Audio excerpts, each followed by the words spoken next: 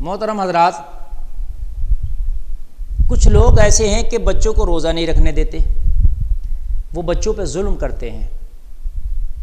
اگر بچے ہوشیار ہیں، اگرچہ وہ بالغ نہیں ہوئے ہیں اور وہ روزہ رکھنا چاہتے ہیں تو ماں باپ منع کر دیتے ہیں، آپ نہ رکھو۔ حضرات، روزہ رکھنے سے منع نہیں کرنا چاہیے، وہ بچوں پر ظلم ہے۔ ایک بات تو یہ ہے کہ روزہ رکھنے سے بچوں کی عادت پڑے گی روزہ رکھنے کی۔ آج وہ بالغ نہیں ہے، کل بالغ ہو جائیں گے۔ مان لیجئے بچہ تقریباً 13 سے 14 سال میں جا کر لڑکا بالغ ہوتا ہے، اب وہ 12 سال کی عمر میں اگر رکھنا چاہ رہا روزہ تو اس کو رکھنے دیا جائے، یا 11 سال کی عمر میں منع کر دیتے ہیں، وہ ان پر ظلم کرنا ہے۔ ایک تو وہ عادی نہیں بن پائیں گے، اچانک وہ بالغ ہو گئے، پھر اب روزہ رکھنا مشکل ہے اس لیے کہ پہلے رکھے نہیں ہیں، اور پھر ان کا شوق جوان ہوتا ہے تو ان پر ظلم ہے۔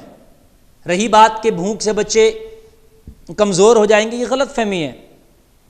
دیکھیے، اللہ کسی پر ظلم نہیں کرتا، اللہ اپنے بندوں پر 70 ماؤں سے زیادہ مہربان ہے۔ تو کیا میرا مولا کسی اپنے بندے پر ظلم کرے گا؟ بتائیے آپ مجھے، کیا میرا مولا اپنے کسی بندے پر ظلم کرے گا؟ ہرگز ہرگز نہیں کر سکتا میرا مولا کسی اپنے بندے پر ظلم۔ وہ 70 ماؤں سے زیادہ مہربان ہے اپنے بندوں پر۔ تو اگر بچہ کوئی ہے روزہ رکھنا چاہتا ہے، بچی اگر ہے کوئی روزہ رکھنی چاہتی ہے، تو ادھر اس کو ذوق دلائیں روزہ رکھنے کی طرف، شوق پیدا کریں اس کے اندر، روزہ رکھوائیں، ہمت دیں۔ ایسا نہ کریں کہ آپ نے بچوں کو روزہ رکھنے سے جو ہے باز رکھا ہوا ہے اور وہ روزہ نہیں رکھتے ہیں۔ اور حضرات، یہ بچے روزہ رکھیں گے تو دھیرے دھیرے ان کی عادت پڑے گی روزہ رکھنے کی، یہ عادی ہو جائیں گے۔ جوانی میں بہت سے نوجوان روزہ کم رکھتے نظر آتے ہیں، اس لیے کہ بچپن سے ان کی عادت ہی نہیں ہوتی ہے۔ اب جب ان کی عادت ہی نہیں ہے ایک کام کی تو ان کو روزہ بڑا سخت لگتا ہے، بڑا مشکل لگتا ہے، بڑا پہاڑ لگتا ہے، اس لیے وہ روزہ نہیں رکھ پاتے۔ لیکن بچپن سے اگر روزہ رکھے ہوئے ہوتے تو کاش اگر انہوں نے بچپن میں اس کی پریکٹس کر لی ہوتی تو آج انہیں روزہ پہاڑ نہ لگا ہوتا، آج انہیں روزہ جو ہے یہ بہت بڑا کام نہیں لگا ہوتا۔ تو حضرات، بچوں کو روزہ رکھنے دیں، بلکہ نہیں رکھتے تو بچوں کو کہہ کے رکھوائیں روزہ۔ جو بچے بلوغت کے قریب ہیں، بالغ ہونے کے قریب ہیں، ان پہ زیادہ فوکس کریں روزہ رکھوانے کا۔ جو زیادہ چھوٹے ہیں ان کی بات نہیں کر رہا میں، ان پر زیادہ فوکس کریں، ان کو زیادہ روزے کی تلقین کریں۔ سمجھ رہے ہیں آپ؟ ایسے ہی نماز کی بھی تلقین حکم ہے، بچہ جب 7 سال کا ہو جائے تو نماز پڑھوائی جائے۔ تو نماز ابھی فرض نہیں ہے لیکن عادی بنایا جائے بچے کو، حد یہاں تک ہے کہ مار کے پڑھوائی جائے۔ کیوں؟ اس لیے کہ تاکہ عادی بن جائے۔